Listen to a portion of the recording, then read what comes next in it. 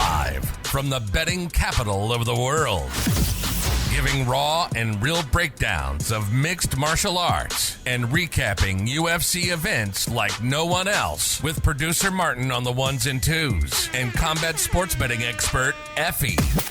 You're listening to Any Action Sportscast. Any Action Sportscast. So put your headphones on and let's take this podcast to the next level. This isn't a podcast. It's a sportscast. What is up, guys? We are back. It's your boy Effie with Any Action Sportscast. Here to go over UFC Las Vegas. Petr Yan versus Merab Dvalishvili. This is a very exciting bantamweight fight in the main event. An overall exciting card. You got 5 bantamweight fights on this card. In my opinion, the most exciting division in the UFC. But before we can get into this week's card, guys, we have to recap how we did at UFC 285. And bro, Valentina Shevchenko broke our hearts, man. It was a negative night, guys, for negative 1.54 units. We lost a total of $61.61. Our units are 1 unit equals $40. And so, yeah, guys, it was a tough break. We'll get into how we lost due to Valentina in a second. But let's start with the bets that we won. We had Matuis Gamrot over Jalen Turner at minus 190. We bet 1.5 units on that. That hit. Pretty good performance from him on short notice. Then we had Valentina Shevchenko versus Alexa Grasso. Fight starts round 3. Minus 160. We laid 1.6 units on this, and that hit as well. And this one, man, I was really nervous for because I had a buddy of mine actually send me a ticket of his.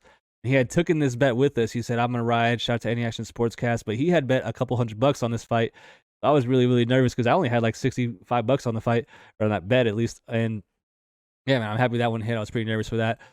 Jeff Neal, after that, we're Shavkat Rakhmonov. Fight starts round 3, plus 135. We laid 0.38 units on this, and that won.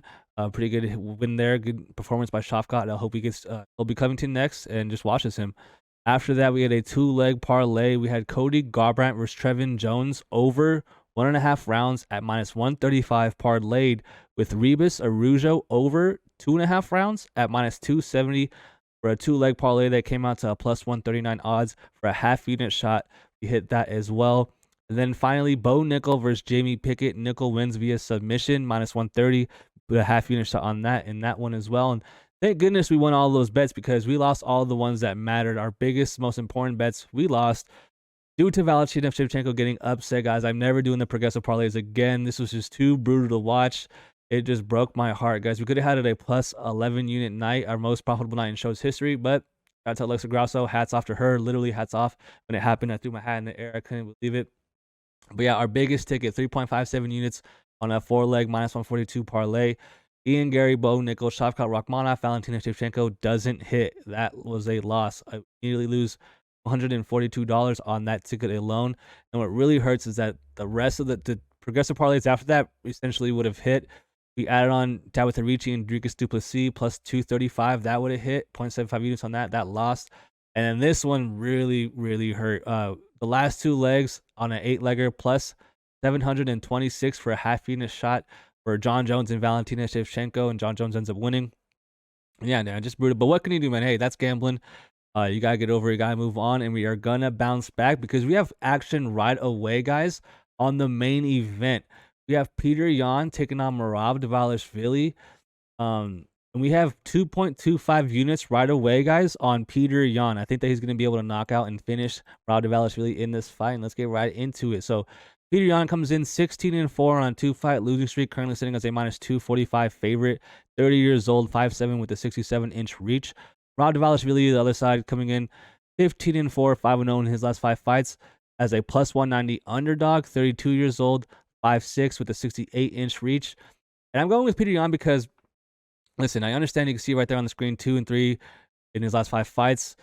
But obviously he got DQ'd against Aljo, came back, beat Corey Sandhagen in a pretty good 5-round decision, which that fight is kind of irrelevant to this one because Corey Sandhagen kind of fights the complete opposite of Merab. Corey Sandhagen, tall, long, lanky striker. Merab Dvalishvili, short, stocky, no striking at all, and just going to wrestle. And then the loss against Aljamain Sterling, split decision loss to lose the belt.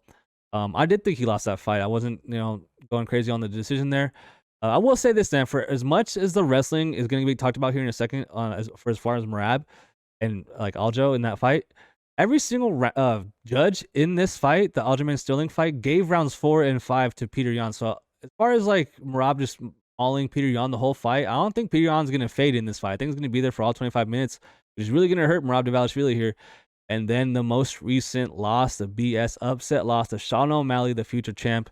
Just a terrible decision there. I thought he won the fight. I think a lot of people thought he won the fight, but he made it close, man. That's a kind of a tendency that Petr Yan does. He's a very slow starter. He kind of takes rounds 1 off, kind of downloads what you're doing, tries to get his reads, then goes from there. He's kind of a point fighter that tends to be low volume, man. It's kind of a weird mix. He doesn't have crazy one-shot knockout power. It comes from accumulative damage, in my opinion.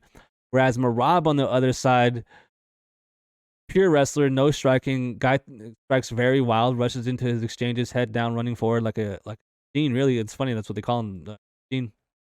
Yeah, man, he's gonna go for 20 takedowns in this fight. He's probably gonna get a few, and I definitely think that he's gonna get Petr Yan down. But I don't think that's gonna be able to hold Petr Yan down. I think that his jiu-jitsu isn't as good as Aljamain Sterling, and everyone's using. I feel like that is a comparable like matchup in this fight. But Merab's striking and even Aljo's striking are on a different level because Aljo is way more technical in his striking and way more dangerous. I'll give him that. Whereas Merab doesn't really strike to win minutes or like win points. He strikes to get you off him and to give you something else to think about and then level change. Whereas Aljo, you definitely have to worry about the striking more, and that opens up his takedown entries way more. Merab's just gonna be diving for the legs here. He didn't get one takedown in his most recent fight. I was at that fight against Jose Aldo, and he kind of just pressed him against the cage and wasn't able to secure takedowns in top position in that fight. Whereas I think that Petr Yan's gonna be able to stuff takedowns too as well, and separate in that clinch, in that position, and land damage in the clinch. Petr Yan has one of the highest fight IQs in the UFC, in my opinion. And I want to use this Marlon Moraes fight as an example. Merab almost got knocked out like straight away in that fight. About 2 minutes in that fight, he almost got slept, got knocked out multiple times. He looked out of it. Well, I will say it is kind of credit to him though, so he shows he can take damage and come through and still pull it off, come back and win. But Marlon Moraes almost knocked him out. I think Petr Yan is way better than Marlon Moraes on the feet. Marlon Moraes at that point kind of old. Petr Yan in his prime, and I will say he's on a 2-fight losing streak, guys. And it reminds me of the Cody Garbrandt and Anthony Hernandez a few weeks ago situations where these guys are desperate, man. This is a desperation win. He needs this win, and I don't think he's gonna get denied by Merab Dvalishvili here. Like I said, he's gonna be wanting to implement a wrestling game plan here for 25 straight minutes, and I think Petr Yan's gonna be able to stuff him and make him frustrated. And not for nothing, one more thing. Look at that picture right there on the screen. I swear, Merab's nose is like permanently broken. Like this dude's face is always jacked up. His nose is going in 2 different directions. Reminds me of Justin Gaethje, and I think that Petr Yan's gonna be lighting him up. I think that Petr Yan gets up after he gets taken down and starts putting damage on Merab. The more this fight gets extended, I will say for the first time, this is Merab's first ever main event. He will be able to utilize and weaponize his cardio. That's one of the best things he has going for him in his skill set is his cardio. Guy is relentless. He doesn't let up. And finally, for 5 rounds, someone else has to go through it with him. But I think Petr Yan is up to the challenge. Give me Petr Yan to win via late knockout. I'm going to go round 4 because I think that Merab actually will. I know it sounds stupid, guys. Slow down after being forced to stand up here against Petr Yan. I think that even if Petr Yan loses round 1, live bet him because I think that he's going to win the fight. Give me Petr Yan via 4th round knockout, and we have 2.25 units on him. After that, we have a very interesting co-main event in the heavyweight division between Alexander Volkov and Alexander Romanov. Volkov comes in 35-10, currently sitting as a plus 120 underdog. He is 34 years old, 6'7", with the 80-inch reach. Alexander Romanov coming in 16-1, coming in after losing his only fight in his professional career, a fight that I was at. I'll talk about that in a second. 32 years old, 6'2", 75-inch reach. Now, this is another striker versus grappler fight, back-to-back fights where we have a striker, a pure striker, versus a pure grappler. Romanov, the big thing, we'll start with him. So I was at his last fight against Tybura where he definitely let us all down. If you're on the Tybura side, good job, man. That was a good call. Good underdog money there. So Romanov dropped the ball as a big-time favorite, but I will say even in his wins before, I mean, the submission over De Lima was good, I guess. But this Espino fight was the first time where he really showed that he can come out and dominate the first round of the fight. He can come out and like $1 million, 10-8 you in the first round, which is what he did to Tybura, and then lose, and then like kind of fade, and then not have really much anything going for him. His striking is very elementary. Doesn't really throw in combinations. Doesn't have the cardio to throw in combinations. And he just really has 1 round of cardio. That's the first time we saw that. He won the fight, but he dominated Juan in that first round, but then he faded, man. And yeah, it wasn't a good look. After that, beat Jared Van Der, which not in the UFC anymore. And then Chase Sherman. I mean, that's Chase Sherman. I'm not really that impressed either. I will say he suplexed him, and that's another thing he does. This guy's takedowns are super flashy. This guy's a throw guys. Some really good judo trips along the cage. I really like his work in the clinch along the cage. But he's always judo throwing guys. He's always trying to like toss you, and that takes a lot of energy. For a guy with no cardio, I find that kind of dumb. And yeah, in that last fight, guys, this is a big red flag because he 10-8s a guy. He dominates him so bad in that first round, the 10-8 round, then he ends up losing the fight. That's how bad he fell off on cardio. On the other side, though, Alexandr Volkov, 35-10, 34 years old, 6'7", man. This guy is huge. This guy's enormous. 3-2 in his last 5 fights, but the big thing with him is his Tom Aspinall fight and his Curtis Blades fight, where Curtis Blades took him down like over 10 times. Kind of ragdolled him, and then Tom Aspinall double-legged him and then submitted him right away. Volkov is a good fighter, though, man. Super well-rounded, dangerous striker, and it really comes down to, in my opinion, if Romanov, like, he should win round 1. Romanov should win round 1, and then Volkov should win the next 2 rounds. But I want to make a point. I don't know if this is, like I said, I don't know if this is going to be in the small cage or the big cage. I'm sorry, I recorded this, and then the audio came out bad, so if I say something like I said it before, I meant my previous recording, but I don't know if this is in the small cage or the big cage, because I don't know how much you guys follow the UFC, but when they go to the Apex and have those fights in front of no crowds, that's in a smaller than normal cage. That cage is significantly smaller, and it gives you less room to move, really. And whereas when they go to the pay-per-view like events, they have the normal size cage, obviously. And so this isn't at the Apex. I know it's in Vegas and it's a fight night, but it's actually at the Virgin Hotel Casino.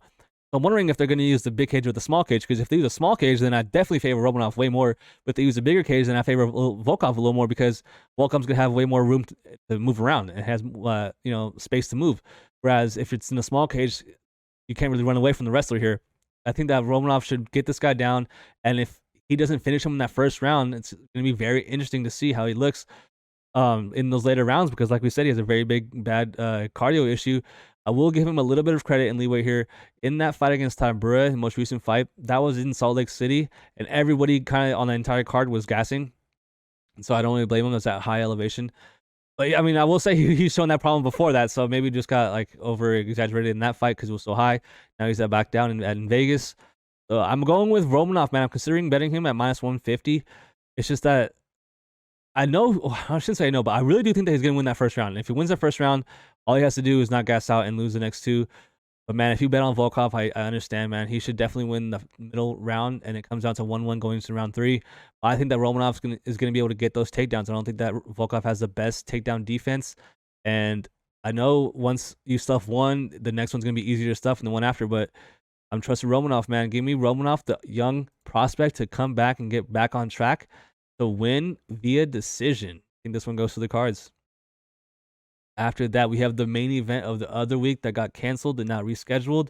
We have Nikita Krylov taking on Ryan Spann. Krylov comes in 29-9 on a 2-fight winning streak, currently sitting as a -190 favorite. Fighting out of Ukraine, 30 years old, 6'3", with a 77.5-inch reach. Ryan Superman Spann on the other side coming in 21-7, also on a 2-fight winning streak. Currently sitting as a +165 underdog, 31 years old, 6'5", the 81-inch reach. So he will be the taller and longer fighter here. And that is something noticeable about Ryan Spann, man. He's very big and athletic for the division. Dangerous guy, really dangerous finishing ability. Both these guys can go in there and finish their guys, whether it be grappling or standing. We've bet twice in a row now on Krylov here, and I'm kind of wanting to get to the window here. I know that we got the worst line now. If this is accurate, -190, then I don't know about that. At -170, I was considering Krylov here because I do think that he's going to beat Spann. This is Krylov's second stint in the UFC, and he's kind of been showing more like urgency to grapple in the second run, and it's been helping him, man. We bet on him against Gustafsson, the ghost of Gustafsson, and he was able to finish him kind of a no sweat fight, and then looked really good against a dangerous fighter, Nozdemir. Ryan Spann, man, coming off beating Dominic Reyes, where we talked about this in the other week when we broke down this fight, but he beat a guy in Dominic Reyes that has been knocked out about 5 times in a row or something like that, and had his hairline back to the back. So that's not really the best win in my opinion. And then Ian Kuntalaba, pretty good win in my opinion. Lost Anthony Smith, got rocked in that fight. But I mean, he's dangerous, athletic young guy, man. Give me Krylov to win. I think that he's going to be able to win and get this done under before the third round starts. The over 1.5 is tricky because I know it's juiced. But it honestly should end before that second and third round start. So give me Nikita Krylov to win via club and sub. I think he's going to hit Ryan Spann, then submit him or get him down to straight away. Try to employ his grappling right away and submit this guy. So give me Krylov to win via submission. After that, moving right along in the featherweight division, we have Ricardo, Ramos, and Austin Lingo. Ramos comes in 16-4 as a minus 300 favorite, 27 years old, 5'9" with a 72-inch reach. Austin Lingo comes in 9-1 on a 2-fight winning streak as a plus 230 underdog, 28 years old, 5'10" with a 70-inch reach. I'm going with Ramos here. I think that he's going to be able to have a significant grappling advantage in this fight. If you watch that Yusuf Zalal fight, Lingo was getting taken down by someone that I don't think is as good a grappler as Ramos. Ramos, he's lost 3 times in the UFC, but they're pretty good guys. Zubaira, I mean, he's not the best fighter, but he's a decent enough fighter. I think he beats Lingo too. And then Leron Murphy and Said Nurmagomedov would absolutely murder Austin Lingo. Austin Lingo lost to Yusuf Zalal in his debut and then came back and beat Jacob Kilborn and Luis Aldana, where I have tales of 2 different fights there in those 2 matchups, but he went to war with Luis Aldana, and I don't rate Luis Aldana that good, honestly, in my opinion. I think Ricardo Ramos has fought way higher level guys, beating higher level guys, and is going to beat Austin Lingo and probably finish him, honestly. I think that he minus 300 is fair. I honestly think that might be a parlay piece this week. Give me Ricardo Ramos to win via decision, and if not, to get that submission in the grappling exchanges. I think a submission or a decision is live here, but I'm going to go with decision. I think he lasts 15 minutes, 3 rounds for Lingo.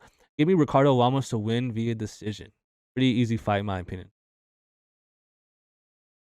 After that, we have a bantamweight fight, another banger in the bantamweight division. We have Said Nurmagomedov taking on Jonathan Martinez, and we have a live underdog, in my opinion, guys. Right away, I gotta let you guys know. Said Nurmagomedov, 17-2, not related to Habib, minus 195. He is now minus 120 or 220. Fighting out of Mahashkala, Russia.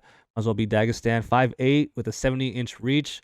Jonathan Martinez coming in 17-4, plus 160, 28 years old, 5'8" with a 69-inch reach. So he's a shorter guy or same height, but a smaller reach for Jonathan Martinez. And guys, he's on a 4-fight winning streak. Both guys are. But let's start with Martinez. I know he's on a 4-fight winning streak, but it is a little inflated. He's coming off beating Cub Swanson via leg kicks, and Cub Swanson at this point is over the hill. But it was a good experience for the kid. And that's one thing we got to mention, guys. Jonathan Martinez has vicious, super heavy and deadly lead leg kicks to your calf. He chops people's leg down bad. It's brutal to watch, man. Like, he limits his opponent's mobility big time by chopping their leg downs. He'll have your leg super red within like a minute of the fight. It's insane. Hard to check leg kicks when they're coming in that strong. He beat Vince Morales, a pretty good fighter. I think he fights out of Syndicate here in Vegas, Vince. And then Alejandro Perez was a good win as well. Said Nurmagomedov, I know you see Nurmagomedov in the name, and you would think he's like a wrestle-heavy guy, but he's actually a striker, and he actually throws a ton of spinning kicks. I actually kind of don't like. Yeah, like I said, you think Nurmagomedov thinks he's going to wrestle, but he's actually more of a kickboxer type fighter with really good grappling. His grappling actually saved him in his last fight against Said Romanov. He was losing this fight, in my opinion, and getting submission. Kind of pulled the rabbit out of the hat there in that fight. Before that, beat Douglas Silva Andrade. That was a good win. Dangerous opponent. And this one was really good.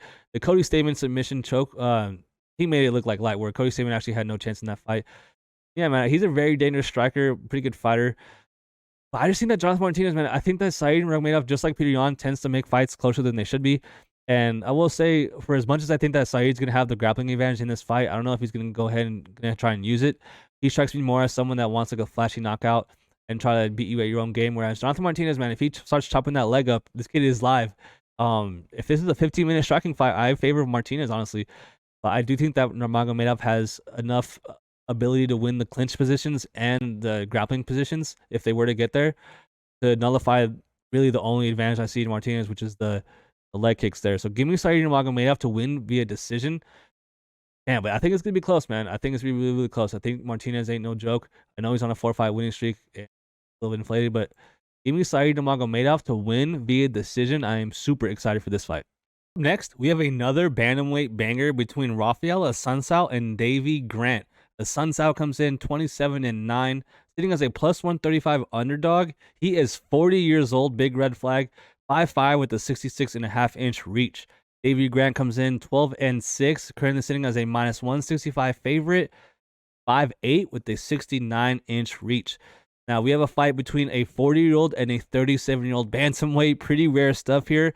And it's tough, man, because honestly, I do want to pick Assuncao. I do want to root for him in this fight, but I do think that he's probably going to get knocked out later in this fight. The grappling advantage 100% goes to Assuncao. I wouldn't be surprised to see him get a good level change here in that first round and look good in that first round.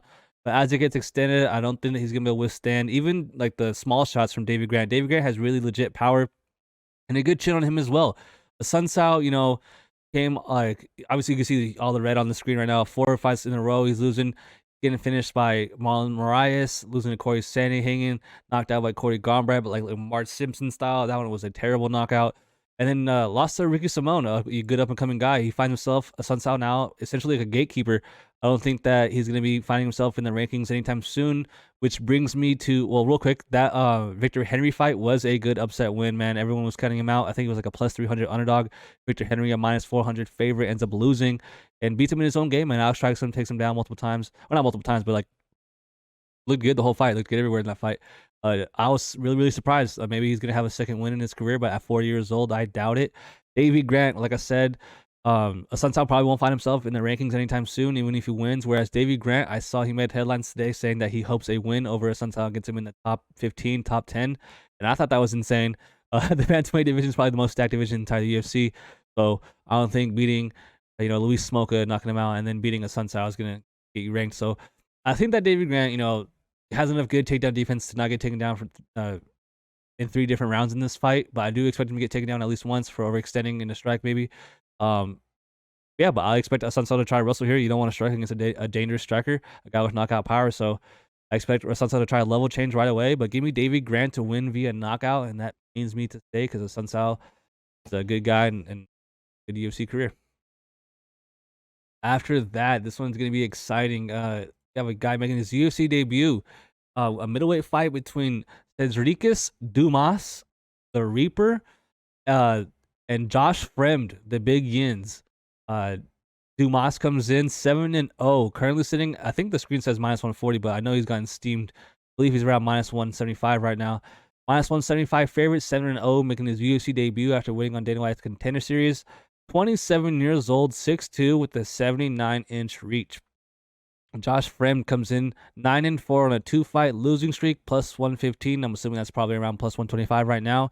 Fighting out of Pittsburgh, 29 years old, 6'4" with a 76-inch reach, so he'll be taller and have a smaller reach. Now, Dumas, I think with the kid, undefeated, you can tell right there, prospect, looked good on the Contender Series, pretty good submission grappling there. And a dangerous striker, man. This guy's really tall and long, really quick for the division. Josh Fremd, we lost money on him in his last fight. We bet on him versus Tresean Gore. I really did think that he was going to be the better fighter in that fight. But he wasn't, man. Tresean Gore leveled up and showed improvements and surprised a lot of us. But I will say, the thing with this fight, guys, when he lost via submission, a guillotine choke here, he almost died. Like, he got, like, helicopter, like, tossed around the cage, and that was really scary. Like, his head was in a really weird place when he got guillotined there. And Tresean Gore just bullied him, muscled him up, and helicoptered him around the octagon and choked him out. But for real, though, you don't want to be betting on guys that almost die. And Josh Fremd almost died in his last fight. So after that, before that, lost to Anthony Hernandez. And that's just a bad stylistic matchup. Anthony Hernandez is a really good middleweight. If you can't wrestle, he's going to destroy you 100%. Man, this fight's tough. I do think Josh Fremd is getting a little bit overlooked in this fight, but the odds aren't enough for me to bet on him or pick him. I think that Dumas is probably going to win. He definitely caught my eye on the Contender Series, man. You don't want to be like that dude, but you don't really see a lot of tattered up black dudes from Florida fighting on Contender Series, making noise on that show. So definitely caught my eye, and I was excited to see who they gave him. And I believe this is on short notice, if I can. But usually they have like 4, but yeah, this is on short notice. Dumas's original opponent was supposed to be someone else, and Fremd's taking this on short notice, so it's another thing that's going. Yeah, he was fighting Abu Azaitar, who is, in my opinion, way more dangerous and scary than Josh Fremd. Abu Azaitar looks like he's on steroids. Look at that guy. Yeah, so give me Sedriques Dumas to win. Go with second round submission. Up next, we have another bantamweight. Well, I don't know if this one's a banger, but this guy is a banger. Mario Bautista. We have a bantamweight fight between Mario Bautista and Guido Cannetti. Yes, his name is Guido. He's also 43 years old, fighting at 135. Mario Bautista comes in 11-2 record, 3-5 winning streak, currently sitting the biggest favorite on the card, -900. Fighting out of Arizona, 29 years old, 5'9" with a 69-inch reach. Guido Cannetti, the other side, 10-6, currently on a 2-fight winning streak. Comes in as a +600 underdog, fighting out of Argentina, 43 years old, 5'6" with a 68-inch reach, man. And I don't care who you are, if you are fighting at 43 years old and you are fighting at 135 and you have to make weight, you are going to get knocked out. And that's probably what people thought in the last two fights when he fought Randy Costa and Chris Moutinho. Probably not against Chris Moutinho, but definitely against Randy Costa. Guido Cannetti, man, definitely should have lost his last two fights, or at least the last one. But he surprised me, man. I thought he was going to lose against Costa, the young kid. Pretty dynamic fighter, and he just showed. He gave him a vet lesson. But I'm just not impressed, man. This kid is not good. Oh, not kid, but this old man is not good. Decent hands, I will say, but he's hittable. But he's fighting Mario Bautista, who's a very powerful and dangerous bantamweight striker. He got knocked out by Trevin Jones in a fight that he was winning. And it was kind of a surprising result there. But since then, beat Jay Perrin. Since then, took down and submitted Ryan Kelleher and Benito Lopez. I think he gets back on track or stays on track here. It's a pretty strange fight, in my opinion. The matchmaking kind of doesn't make any sense. Bautista is a good fighter, in my opinion. Guido Cannetti is not.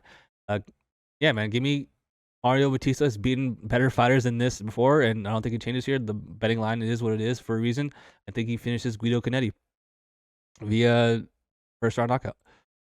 After that, oh my gosh, look at this. We have JJ Aldrich versus Ariane, the Queen of Violence, Lipski. JJ Aldrich comes in 11-5, sitting as a -240 favorite. This has gotten absolutely steamed. She's around -350 right now. She's 30 years old, 5'5", with a 67.5-inch reach. Ariane Lipski comes in 14-8, 29 years old, 5'6", with a 67-inch reach. Probably, arguably, top 3 best-looking fighters in the UFC. Wow. That's the thing, though. She can't fight. JJ Aldrich should win this fight pretty easily here. I think that she's a lock. Lipski cannot strike. She doesn't deal good with strikers at all. She has some pretty good submissions on her record, I should say. She has this really weird win over Luina Carolina. She got like a knee bar, a very strange exchange. Yeah, but since then been finished by Valentina's sister Antonina. Got finished by Montalon De La Rosa, beat Mandy Baum, dropped her in that fight. And then got finished by Priscilla Cachoeira, where this one was like finally the one I was like, all right, like I'm out on this her. Like she's not good. Like I believe she has, I want to say K1. KSW. Yeah, she was fighting in KSW. She was like supposed to be this prospect and kind of didn't pan out. Kind of like fizzled out. And JJ Aldrich, man, she was beating Ariane Blanchfield. She was up in this fight, which is insane considering where Ariane is now in the rankings, like on the cusp of a title shot. And she was beating Ariane Blanchfield. And she obviously got submitted by the high arm guillotine choke. For that, won 3 fights in a row and beat a really good fighter, Julian Robinson. I remember we had 5 units on that over. I was so nervous, but yeah, man, I think JJ Aldrich is just straight up the better fighter, better at wrestling, better at striking, and wears damage better, and is gonna have more volume. So give me JJ Aldrich to win a pretty easy fight here. I think he goes all 3 rounds, and I think sweeps the rounds 3-0, 30-27 for Aldrich. After that, we have Tony Gravely versus Victor Henry. Another bantamweight fight, guys. Tony Gravely comes in 23-8, plus 120, 31 years old, 5'5", the 69-inch reach. Victor Henry comes in 22-6, sitting as a -145 favorite, 35 years old, 5'7", with the 68-inch reach. So right away, 35 years old, sticks out big time, fighting at bantamweight division. Guy who's 4 years younger, Tony Gravely. I'm sorry with Victor Henry though. So Victor Henry burst on the UFC. He's a very experienced guy before making his UFC debut. I know he's 22-6, but he only has 2 UFC fights. He waited his long time to get his shot in. Barcelos, that win, he came in as like a +500 underdog, and he won. And I remember being like, all right, who like Victor Henry, like he's look out for this dude. And he comes back and he loses like a -400 favorite against Assuncao, who we talked about earlier. So I don't know, man. Like that's the swing in from the one that showed up Victor Henry against Barcelos to the one that showed up in Assuncao was remarkable. He definitely looked his age in the Assuncao fight. Whereas Tony Gravely coming off losing against Javid Basharat, he's like a blue chip prospect. Blame the guy for losing that fight. Got kind of worked everywhere. Did take Basharat down, but didn't do much with it. Beat Johnny Munoz Jr., knocked him out, pretty good knockout, and then beat Simon Oliveira, who's actually a pretty good win as well. Lost to Nate Maness, who follows us on Twitter. Shout out to Nate Maness, and knocked out Anthony Burchek, 3-2 in his last 5 fights. I think that Victor Henry gets back on track here. I am not going to be betting him or parlaying him or anything like that, but I'm interested to see who has a better cardio in this fight. If it gets extended to 3 rounds, I wonder who's going to be the fresher fighter here. I do tend to lean Henry because I think that it's going to be hard to deal with Henry's pace. Tony Gravely, I believe Henry will be the one coming forward. If it's like the good Henry that shows up, he should have more volume in this fight. But I think Tony Gravely will have, like, obviously the grappling. He'll be able to get Victor Henry down if he wants to. I don't know if he's going to be able to do that for 15 minutes. Or, 3 whole rounds, I should say. So give me Victor Henry to win a decision and another close fight where I'm very excited for. After that, we have, I think, 3 more fights, guys. Tyson Nam versus Bruno Silva, the infamous, the dangerous Tyson Nam. And just for that, guys, hold on.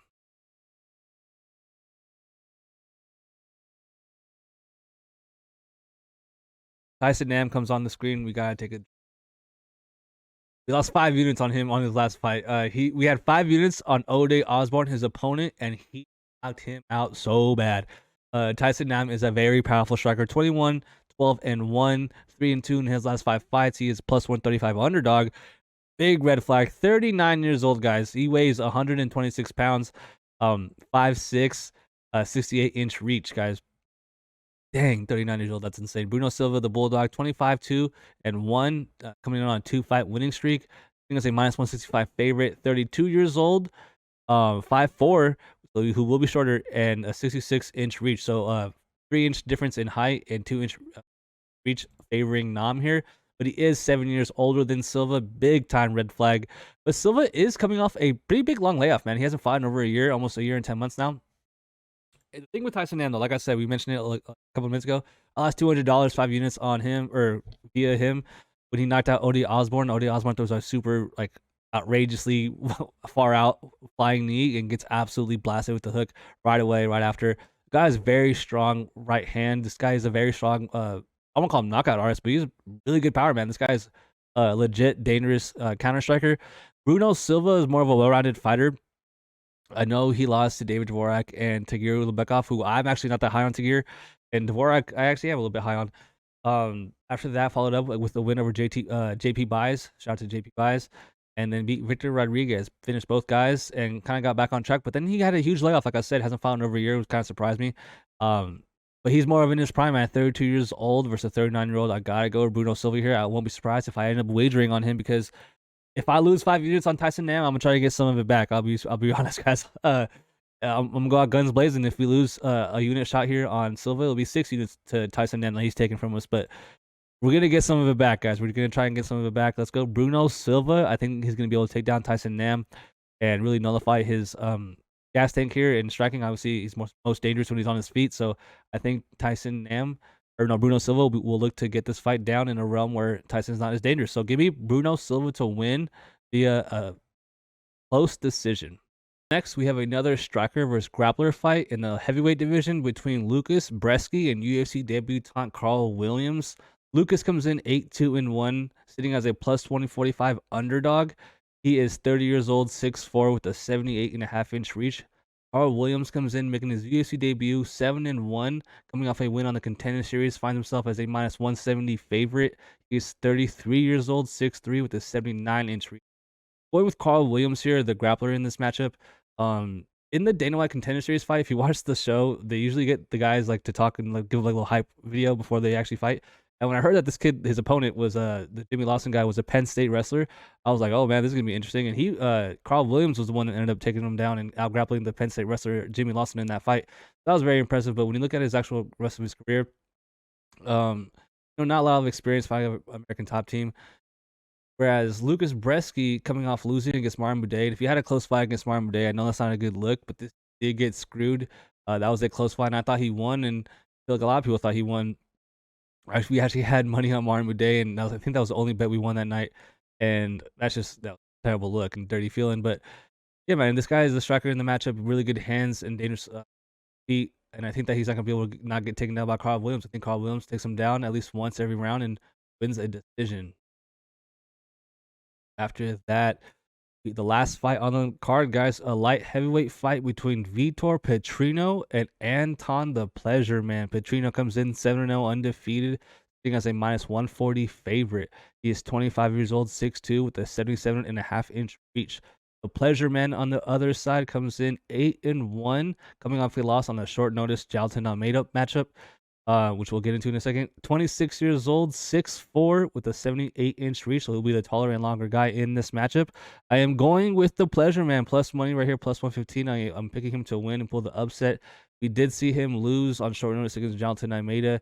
Jailton Almeida will probably fight for the belt one day at the heavyweight division, and to take it on a short notice fight, I mean, we're going to win that. But this guy's a pretty good grappler, man. The big thing with his opponent, Vitor, here, is a very, very dangerous striker. He got rocked in that Dana White Contender Series fight against Rodolfo, ended up brutalizing him via a left hook. It was a sick knockout. This guy's very dangerous on the feet. Kind of green, though, in my opinion, I'll be honest. And Anton's striking is not terrible. It's not like some sort of Merab Dvalishvili where he's very, very wild on the feet. He's actually not terrible. Comes from a good gym, and so I think he's going to be able to try to get this guy down and win it. I'm not very confident in this one. It's probably my least confident pick on the entire card. Give me Anton the upset here, underdog to use grappling and win a decision. But if not, don't miss this fight because Vitor might knock this dude out into next week. But yeah, man, give me Anton to win the fight. I think he'll win the decision. And it'll be a tough fight. Yeah, guys. So before we go review the whole entire card, give you our picks really quickly, do me a favor, hit that like button, hit that subscribe button. We're actually almost at 100 or 200 subscribers now. We have hit 175, so that's what's up, dude. I really appreciate it. Go ahead, leave me a comment, let me know what you think about the episode so far this week. And yeah, man, we'll get right to it. We'll finish the episode and then we'll give you our official bets really quickly. Our picks for the UFC this week: Petr Yan versus Merab. We have Petr Yan. Alexandr Volkov versus Romanov. We have Romanov. Krylov versus Spann. We're taking Krylov. Ramos versus Lingo. We're taking Ramos. These are all favorites so far. Nurmagomedov versus Jonathan Martinez. We are hesitantly taking Nurmagomedov. Petrino versus Anton the Pleasure Man. We're going with Anton the Pleasure Man. Underdog pick right there. Lucas Bresky versus Carl Williams. We're going with Williams. Raphael Assuncao versus Davey Grant. We're going with Davey Grant. Sedriques Dumas versus Josh Fremd. We're taking Dumas. Bautista versus Cannetti. We're going with Bautista. Aldrich versus Lipski. We're going with Aldrich. Bravely versus Henry. We are going with Henry.